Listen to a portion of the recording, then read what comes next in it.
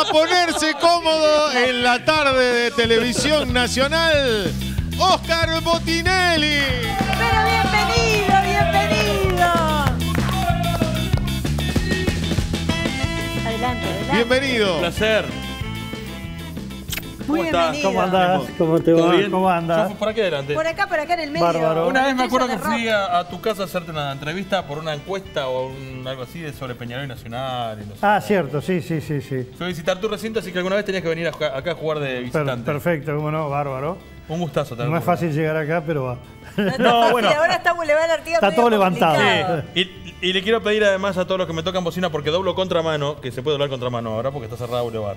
Así No, que- no se puede doblar contra mano. No es fácil porque le Colorado pusieron igual unos. cruzan. Les ¿No? pusieron unos, Sí. unas cosas ahí para no doblar. Bien. Hay dos inspectores en la puerta que te vinieron a buscar. Bueno, estamos en. Es muy interesante esto, porque nosotros tuvimos la oportunidad de charlar con muchos actores políticos antes de que empezara toda la demencia, ¿no? Y es como que la demencia de las encuestas no terminan nunca, pero queríamos tener la oportunidad de charlar contigo sobre tu vida, ¿Cómo antes no? que tu vida se transformara en la vida de los otros, porque dentro de un par de meses toda tu vida va a depender o va a estar vinculada directamente a la vida de los otros. Bueno, siempre está vinculado. Es decir, uno no es un actor político. Pero uno, todos quieren saber sobre el resto y no sobre vos. uno es un observador nomás. Ahora van a querer saber sobre él. Es cierto. Te hemos investigado, Oscar, de principio a fin, desde tu infancia, Doy en vuelta a los Soriano, en bolsillos. Dolores, hasta ahora. Y bueno, te armamos una mini biografía de lo que nos pareció a nosotros lo más relevante de tu vida. ¿La querés ver? No sé. No tengas miedo, no tengas Después que, miedo. Está bien después que te pases asustes un poco, después que Oscar. pases te digo. Dale, la vemos.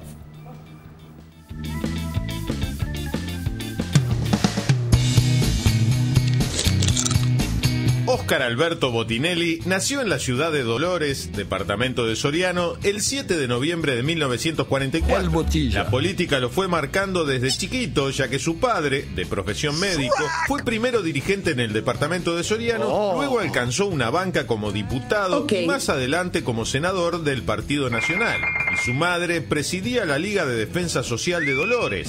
Tan presente estuvo la política en su niñez que sus primeros garabatos y dibujos los hizo en las hojas de votación que sobraban de cada elección. Y ya de chico lo hacían laburar porque en tiempos electorales lo metían a ensobrar listas. A los 6 años se mudó para Montevideo y como se instaló en el barrio Punta Carretas, se hizo fanático de Defensor.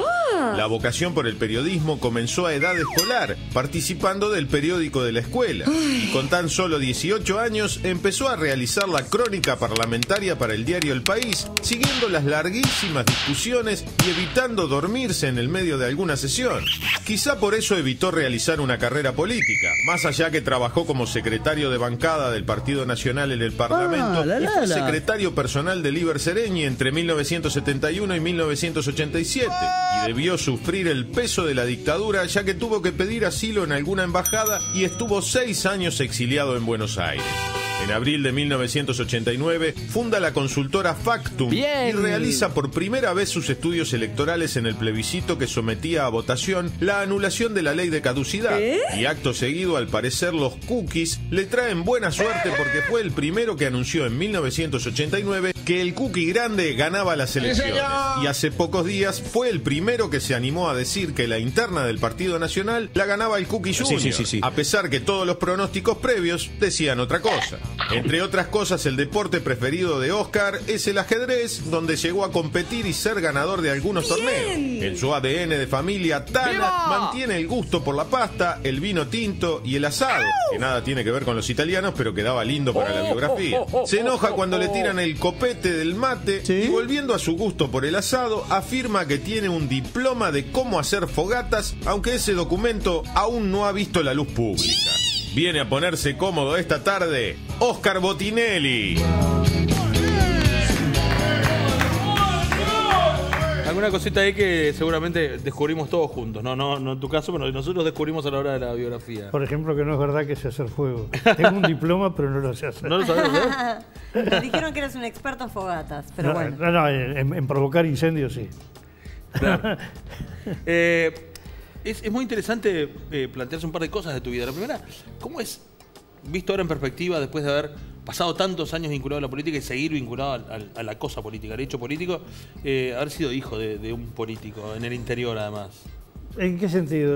En el sentido del valor de la política. En aquel momento era una cosa, y supongo que ahora debe ser otro sentido, y tu padre te ha hablado mucho en tu caso. Bueno, digo, la política, como todo pasa en la vida, cambia con el tiempo. Incluso estamos asistiendo, yo diría que no solo la política, cambios fenomenales. Los últimos 10 años en Uruguay y en el mundo son cambios tremendos del pasar, yo diría, del largo discurso parlamentario, el Twitter, que no es un chiste, es un cambio muy grande de mentalidad. No, la política siempre me apasionó. Lo que descubrí ya después es que yo lo que no tenía vocación era para ser un actor político, que a mí lo que me gustaba era el estudio de la política, el análisis de la política y la observación, es decir, de los dos lados del mostrador, no tomar, sino despachar. ¿Tenés recuerdos de cuando eres chico de estar ensobrando listas, eso que decía la minibio, y de dibujar en las listas que tengo recuerdos. Sí, pues las listas, que en realidad se llaman hoja de votación, desde tiempos históricos se hace un fenomenal desperdicio de dinero en este país, hasta ahora inclusive, que se imprime una cantidad que si se votara la 10ª parte de eso, supera la población de Brasil. Y entonces siempre todo el mundo las guarda para algo, y bueno, es muy útil darle a los nenes para que dibujen al dorso, ¿no? Entonces de eso me acuerdo. Y lo mismo la famosa tener sobrar lista que se hace hasta ahora son más chicas, antes eran unas sábanas fenomenales, ¿no? Hiciste de chico un viaje por toda Europa, ¿no? Que te marcó mucho. Sí, mi familia hizo, yo con ellos, ¿no? Mis padres organizaron un viaje con mi hermana, varios meses. En aquella época los viajes era una cosa que se hacía un año entero las despedidas, 6 meses duraba el viaje, otro año el aburrir a la gente con todos los cuentos del viaje. Y sí, me marcó muchísimo, realmente, sobre todo. Nosotros estamos viviendo en este momento un periodo muy estelar del Uruguay, pero pasamos un larguísimo periodo de un país entre duro, mediano, gris, yo qué sé. Y el viaje aquel era el último estertor de aquel otro Uruguay exitoso, claro, de una Europa que todavía no se había recuperado completamente la guerra, y entonces era el impacto de llegar de un país que se veía mucho mejor que todos los grandes países de Europa, ¿no? Qué interesante, porque también ahí es como que de chico, en esa época, no sé, de joven, viviste la historia. No, me era de chico, ahí yo tenía 11 años. En el 55 fue por ahí. 56. Ahí va. Era como que viviste la posguerra, como seguramente nosotros, los que tampoco me voy a ser tan joven, ¿no? La hemos vivido a través de los libros de la reconstrucción europea, reconstrucción de los países y demás. Claro. ¿No? Haber estado en el lugar y verlo con caras de personas. Hay una cosa que hay que tener en cuenta, que a mí me pasa cuando hablo con los alumnos, que todo lo que ocurrió antes de que uno toma conciencia, no necesariamente de que uno haya nacido, claro, es historia. Entonces al final, entre Hitler y Julio César, está todo para atrás de uno. Claro. No sabe si es 10 años o 1000, ¿no? O 2000. Pero sí, la Europa que empezaba a reconstruirse la viví, la Europa destruida, las manzanas enteras reducidas a escombros. Sobre todo, donde más tuvimos, porque es de donde es mi familia, de Italia, la tremenda miseria que había en Italia, aún en el norte, que la parte más rica de Italia, se veía una vida extremadamente dura, ¿no? Viniendo un poco más, avanzando un poco más en el tiempo, ¿cómo fue que llegaste a ser secretario de Sereñi, con el que estuviste muchísimos años también, ¿no? Bueno, el tema es el siguiente, la política está, antes uno decía en la sangre, hoy en el ADN, que era más moderno. Y siempre me gustó, siempre me apasionó, por eso fui periodista parlamentario de muy chico. Eso me llevó a tener muchas amistades con gente de todos los partidos. Yo siempre fui una persona de mucho diálogo, relativamente poco ideologizado. Y bueno, ahí sí, evidentemente tomé una opción política cuando dejo el Partido Nacional, paso a participar en la fundación del Frente Amplio. ¿De qué parte qué era del Partido Nacional venías? De lo que se llamó el nacionalismo independiente, si el no herrerismo, claro, ¿no? Que si uno continúa, dice, bueno, después pudo derivar eso en el movimiento Rocha o en el wilsonismo, en eso. Sí. Y bueno, yo tenía una especialidad ya de joven, que eran los temas electorales, y el sistema electoral uruguayo es bastante complicado, y el Frente Amplio no lograba armar una arquitectura electoral para adaptarla a unas normas un poco rígidas, y aparecí yo. Y eso me llevó rápidamente al lado de Seregni. Realmente el que habló a Seregni que era necesario tener a alguien que manejara la política y conociera a los actores políticos de distintos partidos fue Selmar Michelini, con el cual tuve una gran amistad. Y él fue el que me llevó a lo de Seregni. Hicimos una empatía con Seregni. Y bueno, y estuvimos hasta que, bueno, en un momento la empatía desapareció. ¿Pero desapareció por qué? No, digo, la cotidianidad. Toda función significa desgastes. Claro. Y ahí se produjeron muchos desgastes. Y bueno, cuando se produjo eso, yo ahí me di cuenta que mi camino no era estar en la acción política. Además, siempre tuve un sentido muy analítico. Y una persona con sentido muy analítico llega un momento que es absolutamente insufrible dentro. Y claro, cuando todo el mundo está, nosotros somos los mejores. No tanto, mire que nosotros tiene algo de razón. ¿Y de dónde salió? Claro. No, porque la cantidad de votos, no, mira, yo hago números y no me da. Claro. ¿No? Entonces, ¿qué hace aquí, no? Pero no solo en el frente, digo, en cualquier lado uno termina siendo un bicho extraordinariamente molesto. El lugar de los analistas es uno, y el lugar de los actores políticos es otro. Claro. Y a veces hay colegas analíticos, no estoy hablando de encuestas, que les encanta pasar de un lado al otro del mostrador y no es fácil adaptarse a cambiar del lugar del mostrador. ¿Recordás alguna faceta de Seregni que por ahí no es tan pública? ¿Algún recuerdo así de algo que lo pinte como...? Bueno, yo digo, más que nada como análisis global de Seregni, que ahí quizás puede ser parte de sus limitaciones como líder, un hombre esencialmente antidemagógico. Es decir, tenía un rechazo visceral a la demagogia en la política. Claro. Y eso quizás también le creaba una limitante, porque exponía las cosas como las sentía, y no necesariamente los que lo rodeaban y los que seguían se quedaban contentos con eso, ¿no? Bueno, sin ir más lejos, el discurso de AFE cuando se retira del frente fue uno de los ejemplos más claros. Claro, ahí ya venía en un proceso de desgaste muy grande en relación a su liderazgo político y con el frente. Yo creo que el momento más estelar de su vida política fue la salida de la dictadura. Ahí se combinó, yo creo, el estar al frente de una fuerza política y su calidad de militar. Él es de lo que se puede llamar, era de la intelectualidad militar, es decir, del hombre de los estudios y con un gran sentido de lo que era la estrategia y el objetivo.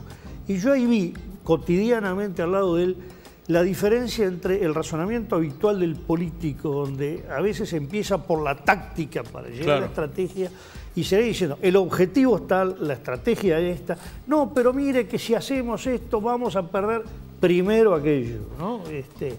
Y realmente eso fue lo que logró él cuando arranca con la estrategia que culmina en el Club Naval, digámoslo. Estaba medio solo en el Frente Amplio. Claro. Él tuvo un esfuerzo muy grande para lograr convencer a las dirigencias del Frente de que ese era el camino estratégico, ¿no? ¿Sabes que estaba pensando que vivimos en un país muy partidizado políticamente, futbolísticamente, es a favor o en contra? Venís de un ala independiente, no es realista del Partido Nacional, muy vinculado a Seregni, sos periodista parlamentario y te pones a hacer una encuesta. ¿Costó mucho demostrar la independencia a partir de la encuesta? Porque somos de, bueno, no, pero si vos jugaste en Peñarol, sos de Peñarol y yo... Yo diría que a nivel de las dirigencias políticas no. Primero porque a mí me conocían de muchos años. Cuando yo empecé a hacer periodismo parlamentario fue la misma legislatura que empezó Sanguinetti como diputado, a quien yo conocí además por una familia de amigos comunes de mi familia y de la de él. Tenía obviamente conocimiento con muchas figuras también del Partido Nacional y fue muy claro para todos que yo me retiraba de una cosa y empezaba otra. Y además ya era conocido ese sentido mío un poco analítico, lo que yo digo de insoportablemente no fanático. Y realmente empecé a trabajar con mucha comodidad muy rápidamente. Yo no sentí en ningún... Alguna vez se ha usado, pero incluso se ha usado más en los últimos años, en las tantas cosas de tira las encuestas y emboque que por algún lado va a lograr algo, un premio, que en los primeros años. A mí me fue muy fácil realmente eso. Recuerdo una conversación con un amigo mío que en ese momento era vicepresidente de la República, Gonzalo Aguirre, que lo voy a ver, y digo, mira Gonzalo, quiero que entiendas, no me expliques nada, ya sé que tú estás en una actitud absolutamente equidistante, independiente, no me dejas ninguna explicación de nada. Es decir, de eso tuve mucho, ¿no? Creo que ahí no hubo problema ninguno, ¿no? ¿Eduardo es el hijo que ha seguido tus pasos? Bueno, digamos, los ha seguido con una beta inicialmente mucho más académica, ¿no? Él no pasó por la actividad política, incluso hay un matiz, yo me dedico a la ciencia política y él a la sociología política, es una especie de matices, son dos carreras originalmente distintas, pero cuando hace una ciencia política con mucho fundamento en lo sociológico y alguien hace sociología con mucho fundamento en la política, realmente las diferencias son mínimas. Y él es investigador en la Facultad de Ciencias Sociales, además, ¿no? Porque lo fuimos a buscar, para que dijera unas palabras sobre vos. Así que vamos a escucharlo, a ver qué dice. La verdad, yo era muy chico, no sé exactamente el contexto totalmente familiar y demás. Sí sé que probablemente se produjo en el momento en el que él se desvincula del Frente Amplio y queda como en un impasse de trabajo, o sea, todavía no estaba formando la empresa ni la actividad académica. Y como fanático de los números, él se encargó de cosechar en el campo, de hacer la siembra. Entonces hizo todos los cálculos de cómo podía rendir más por hectárea lo que sembraba. Y el resultado fue que había hecho tantos cálculos, tanto el rinde, que logró una cosecha impresionante de pepinos, de tomates, de zapallitos, y terminó en que la cantidad de tomates era tal que terminaron en Montevideo sin venderse, y toda la cuadra, nosotros vivíamos atrás de los talleres de Don Bosco, en Salterán y Maldonado. Toda la cuadra recibió tomate y yo creo que los niveles de ácido úrico en esas manzanas quedó elevado por la cantidad de cosas que se pueden hacer con la enormidad de tomates que se lograron cosechar, ¿no? Bueno, para eso sirve también entonces el analítico matemático. Bueno, también sirve, sí. Los tomates también fueron, en aquella época había una serie de conflictos gremiales y fueron a muchas ollas sindicales. Bien. Esos tomates. Qué bueno. ¿Cuánto te ha influido? Sabemos que sos muy amante del ajedrez. Bueno, ¿Cuánto te ha servido eso para tu trabajo? Me ha servido el ser amante del ajedrez y el dejar el ajedrez, las dos cosas. No, yo creo que el ajedrez tiene una cosa muy importante, que es que ayuda mucho a perfeccionar el sentido de la lógica, y el sentido de la estrategia, y el sentido del cálculo, ¿no? Creo que en ese sentido es muy importante. Lo malo es cuando uno se obsesiona con el ajedrez. Yo recuerdo que uno soñaba de noche con el tablero, las piezas, cuidado, hay que tener cuidado con esto, hay que equilibrar las cosas. Yo creo que en muchos países se hace, en todos los países, por ejemplo, que fue la Unión Soviética, que tuvo un desarrollo espectacular, se ha extendido a países occidentales, la enseñanza del ajedrez en la escuela creo que es un elemento muy importante. Sobre todo el ajedrez, el que tiene errores de lógica, los errores de lógica se pagan con la pieza, con el mate. Sí. Y no es como en un discurso que el error de lógica uno tiene que empezar a señalar, decir, no, ¿te parece? Yo creo que no es así. En ese sentido, el ajedrez es muy, muy riguroso, ¿no? Recuerdo que en la época de la dictadura los presos políticos tenían como norma no jugar al truco ni a la conga, sino jugar al ajedrez. Era como una disciplina que se habían puesto para mantenerse activos mentalmente, que era que no se jugaba a otro juego que no fuera el ajedrez. Sí, el ajedrez, bueno, hay que tener cuidado porque también el truco distiende, ¿no? Sí, claro. Pero el ajedrez sí ayuda mucho a el desarrollar el pensamiento, ejercitar el pensamiento, como lo desarrollan también los cálculos mentales, ¿no? Hay una información que nos llegó que me dio una gracia, que me gustaría que lo contaras, de una encuesta que estaban haciendo de popularidad en el Uruguay, algo así, y el personaje del año, y vos veías que ganaba Enrique Iglesias, y ganaba Enrique Iglesias, te sorprendió que fuera tan popular, ¿no? Sí, sí. ¿Qué fue lo que pasó ahí? No, el tema era, normalmente la seguíamos haciendo, ahora la hemos abandonado un poco, que al empezar el año, generalmente se preguntaba cuál había sido el hecho del año, cuál el personaje más importante. Y preguntar el personaje más importante es muy peligroso, porque una vez todo lo que nos salía tenía que ver con políticos. Y ¿por qué a la gente le importan tanto solo los políticos? Y es que primero habíamos preguntado cuánto interés tenían política y después quién era el personaje. Otra vez dijimos, no, vamos a empezar de otra manera. Y todo lo que salía tenía que ver con religión. Resulta que primero le habíamos preguntado si creía en Dios o no, si era religioso. Quedó en esa sintonía. Hasta que al final dijimos, esta es la primera pregunta que hay que hacer. Claro. Y había empezado a aparecer Enrique Iglesias. Y yo decía, ¿y Enrique Iglesias? Hasta que uno me dice... ¿El contador? La gente decía Enrique Iglesias. Claro. La cuenta venía Enrique Iglesias. Dice, papá es el cantante. No era el presidente Luis. No era el presidente Luis. Qué impresionante. Bueno, tenemos a tu hijo de nuevo, no se fue todavía, que te quiere hacer una pregunta, a ver qué dice. ¿Qué tal? Quería que le contaras a los televidentes cómo fue que estuvo ese penal de Ghana en el último segundo del partido famoso del Mundial del 2010. ¿Cómo fue que lo viste y lo viviste, que estamos en tu casa? ¿Qué recuerdos tenés de ese momento? Yo tengo un recuerdo que no coincide con el de mi hija, pero es un matiz. No lo vi el penal. Es decir, yo creo que me di vuelta, mi hija me dice que me fui. Lo cierto es que sentí que todos, hijos, nueras, gritaban gol, como están festejando el gol de Ghana. Me di vuelta y es que había errado el penal. Realmente no lo pude ver. No lo pude ver. Me di vuelta porque estaba... No quería sufrirlo eso. Era la eliminación de Uruguay, digo, realmente, ¿no? Entre el gran arquero Suárez y... Sí, nos salvaron. Y el delantero de Ganes, me di vuelta realmente. ¿Cómo no tuve coraje para verlo. ¿Cómo vivís este mundo de encuestas en el que desde el conocimiento y desde el no conocimiento se cuestiona la encuesta? Hasta que la encuesta da lo que dicen los votos, ¿no? Y después ahí dicen, tenía razón. Pero ¿todavía te angustia que eso pase o es parte del oficio? No, digo, es parte del oficio, pero sin duda a uno le molesta. Yo voy a contar una anécdota de cómo se atacan a veces las encuestas. En el 2006 yo estaba en Francia cuando se juega la final del Mundial que en Múnich, Italia le gana a Francia. Entonces, al otro día sale un diario diciendo, otra vez se equivocaron las encuestas. ¿Qué tiene que ver? No, que una encuesta decía que el 95% de los franceses creían que Francia era el campeón del mundo.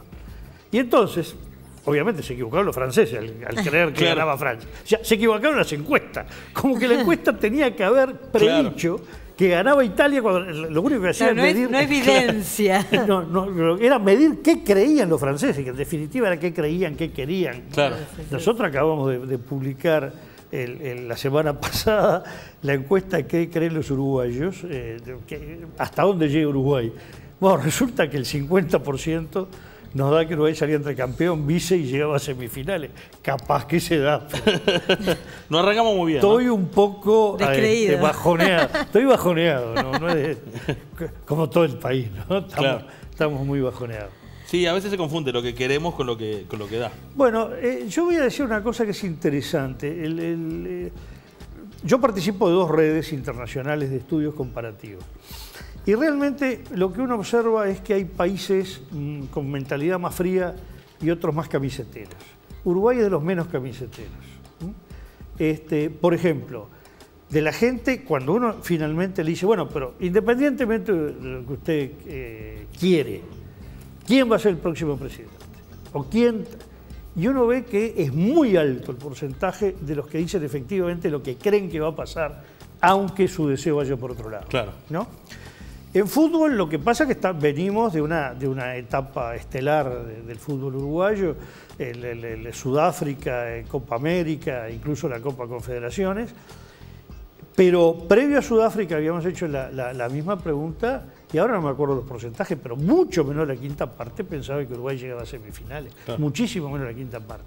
Es decir, se puede ser muy camisetero que medio país crea que llega a las semifinales, pero avalado en una historia previa. Y cuando la historia previa era otra, había un pesimismo muchísimo más grande sobre el resultado de Uruguay. En ese sentido yo creo que en Uruguay la gente tiende a separar bastante el camiseterismo de lo que cree realmente que va a escuchar. Siempre hay algún encuestado que yo le digo el Fénix no baja, que es el que dice quién va a ser el próximo presidente y le menciona un partido que no saca ni 1000 votos, o un candidato que no tiene 1000 votos. Y bueno, ese es el que está fanático de un candidato como por ser fanático de un club, claro, independientemente de los hechos, ¿no? Bueno, tenemos un periodista de verdad. Estamos con un periodista de verdad, un periodista parlamentario de verdad. Vamos a presentar a un periodista de verdad. Perfecto. Ramiro Espinosa se hizo presente. A ver. ¿Qué tal, Oscar Botinelli? Aquí Ramiro Espinosa. ¿Cómo anda? ¿Anda bien? ¿No se me escucha mucho? ¿Anda bien? Sí. ¿Cómo anda? Bien. Ahí lo puede ver. Bueno, muy bien. Bueno, ahora sí. Bueno, Oscar, le voy a hacer una pregunta y le voy a dar 3 opciones para que me responda. ¿Está bien? Mire, la pregunta es la siguiente. ¿Qué es lo que anda peor en la mayoría de las encuestadoras? ¿Está bien? 1. La proyección de votos de los indecisos. 2. La relación con los candidatos que van últimos en las encuestas. O 3. El reloj que usan, que siempre está 5 minutos adelantado, en especial cuando se está terminando la veda. No, por favor, Ramiro. Bueno, capaz que esto último. No, lo del reloj vamos a aclararlo. Eso es una... la veda termina 2030. Sí. Las más o últimas menos, 3 elecciones, nosotros anunciamos la última 2050 más o menos, y las 2 anteriores, la definición de presidente, las 2 exactamente a la 2103.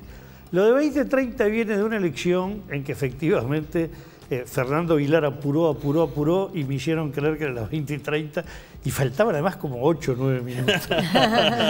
De ahí quedó un poco la idea, el mito del resultado antes de que llegue la hora, pero en realidad últimamente es muy difícil llegar a las 20:30 con un resultado. O sea, no es que estamos cumpliendo estrictamente porque ande bien el reloj, sino que no andan todavía los datos.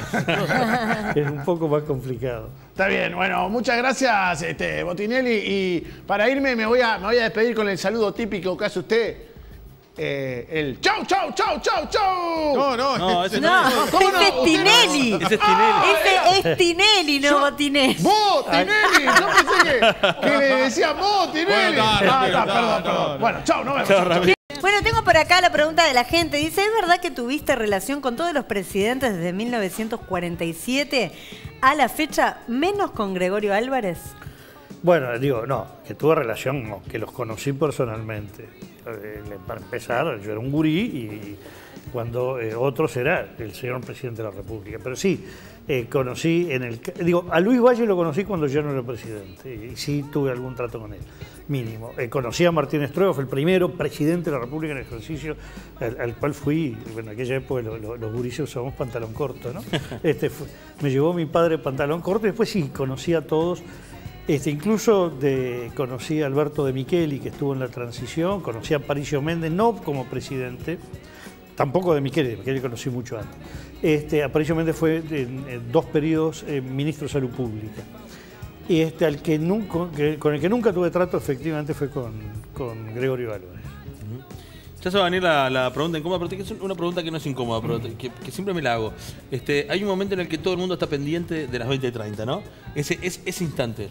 ¿En algún momento se puede llegar a dudar de lo que se va a decir? Es decir, ¿hay un grado de certeza tal que lo decís, estás seguro que el Sordo González o que cualquier otro en otro canal no va a decir lo contrario? Bueno, no, el tema es así. El proceso de decisión no es instantáneo, ¿no? Uno agarra un termómetro, lo pone y dice, 32 grados. Primero, empieza a lo largo del día con la encuesta boca de urna. Hay que aclarar esto. Hay 2 cosas que no se tocan. La encuesta boca de urna y la proyección de escrutinio. La encuesta boca de urna es una encuesta. La gente sale al lugar de votación, usted que votó se anota. Ahí la gente puede no contestar la verdad, en general en Uruguay contestan. Un amigo mío italiano me dice, en Sicilia es espantoso. Mienten. El primer problema es que la gente no dice la verdad. Segundo, tiene un no contesta alto, muy alto. En cambio, la proyección de escrutinio es los votos que se están abriendo y contando, uno lo que hace es un ejercicio estadístico, que se dice expandirlo, se llama, que es hacer representar los circuitos como si fuera el total del país. Por lo tanto, ahí lo que hay es exclusivamente error estadístico. En otro ahí no contesta y un montón de cosas. Por eso los grandes errores en este país se han cometido cuando se ha pretendido anunciar a partir de encuestas de boca de urna. Hubo varios errores clamorosos. Pero la encuesta boca de urna sí sirve, a nosotros nos sirvió frente a encuestas previas que daban o una elección reñida o alguna leve ventaja para la Larrañaga, empezar a ver desde el mediodía, oye, hombre, aquí la cosa viene con otro olor. Y cuando empezamos a ver al mediodía y a las 3 de la tarde y a las 6 ya nos fuimos preparando que la cosa podía ir hacia la calle Pou. Cuando empieza la proyección de escrutinio, bueno, uno va teniendo, según el sistema de transmisión, es decir, ahora, antes, hace 20 años los encuestadores salían con fichas telefónicas para ir, llamar y pasar, fulano, tantos votos. Ahora ya son celulares donde voto a voto se va transmitiendo online y se va acumulando. Algunos lugares no llegaron directo el voto a voto porque hay problemas de transmisión. Pero uno va viendo el acumulado y viendo, bueno, de tantos primeros votos va esto, aquello, el otro, hasta que uno va mirando y llega a una conclusión. Normalmente yo cuando llego a la conclusión anuncio ya el resultado. Esta fue la primera vez que lo hice en 2 tiempos, ¿no? Algo como la picadita de Abreu. Primero dije que había una situación relativamente pareja, pero que se insinuaba una ventaja para la calle Pou, y después sí, creo que más o menos a los 5 minutos adquirimos la certeza y anunciamos, digamos, oficialmente, en el sentido de que comprometimos nuestro prestigio, a decir que había ganado la calle Pou, que era el presidente, candidato único presidente del Partido Nacional. Nosotros acá... Pero eso es una decantación de información que se va produciendo, en que uno va mirando cómo llega la información y dice, bueno, esto ya está consolidado. Nosotros comprometimos nuestro prestigio en este momento, ¿verdad? Sí, exactamente. Oscar, nos despedimos. Bueno, esperamos que haya pasado bien. Llega el momento más aterrador de la televisión nacional. Llega el momento incómodo. La pregunta incómoda. ¿Qué tal? ¿Está pasando? Se hace el bueno. No, pero no puedo ser. ¿Cómo? Sí, no, Freddy, no te ablandes. Dale que podés, Estás en representación tuya y de Dieguito Baez. Bueno, está bien, está bien. Vamos a...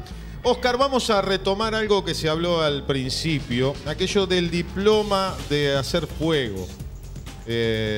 ¿No? De hacer fogatas. Fogatas, sí. Diploma de hacer fogatas. Parece que es muy bueno. Podríamos hablar en relación a este tema de una vez que te pusiste a hacer un asado y estaban haciendo unas chuletas y las terminaste haciendo pinchadas en el tenedor y arriba de la llama directamente, pero no vamos a hablar de eso. Vamos a pasar directamente al porqué de este diploma para hacer fogatas, que puede venir de la época en que estabas en los campamentos de la Asociación Cristiana de Jóvenes de pronto, y que en cierta oportunidad resolvieron irse desde Montevideo hasta Punta del Este caminando con todos los muchachos del campamento. Iban parando, qué sé yo, y en una noche te tocó, Oscar, hacer la guardia en el campamento. Y tenían la costumbre de apagar el fuego tirándole arena encima. Y cuando te tocó hacer de la guardia, apagaste el fuego sin problemas y no pasó más nada, o pasó algo. No, acá hay que diferenciar. No tuvo que ver con la caminata a Punta del Este, sino el año anterior en una caminata en Colonia al Tambetarí. Que ahí sí, efectivamente, hicimos campamento. En lugar de apagar el fuego, alguien le puso arena encima y hacíamos medio, era una cosa deportiva, hacer guardia toda la noche, no sé para qué. Claro. Era no pasaba nada. Para sentirse una aventura, ¿no? Y yo medio me dormí, resbalé el tronco y me caí arriba de la arena, que era todo brasa abajo. Bueno, me quemé las manos, las piernas. Tremendo. O sea que el diploma de la fogata quedó ahí por el camino. No, tuve otro diploma anterior, a los 5 años de edad, se me derramó antes existían, yo vivía afuera, ¿no? Estos calentadores que era como una espiral de alcohol, de alcohol azul. Y resulta que se derramó alcohol azul se prendió fuego y cayó arriba mío. No. Y me prendí fuego con una antorcha. Sí, Eso sí no. que era una situación incómoda. Tuve Con meses, razón lo despertan en fogata. tuve meses en situación delicada. Oscar, un gusto tenerlo por acá. No sé por qué le trato a usted después de todo lo que le dije. Será por el la cactus mascota que- del programa del vivero Pachamama. Para que te lleve para regalar tu un escritorio. cactus quiere decir muchas cosas. ¿Qué quiere decir? No sé, es pinchudo. No, pero fuerte. Es fuerte y perdura. sobrevive. Vamos a estar escuchándote a través de todos los lugares donde estás y leyendo Factum para saber cómo viene la actualidad. Muchas gracias por acompañarnos. No, muchas gracias a ustedes por esta invitación.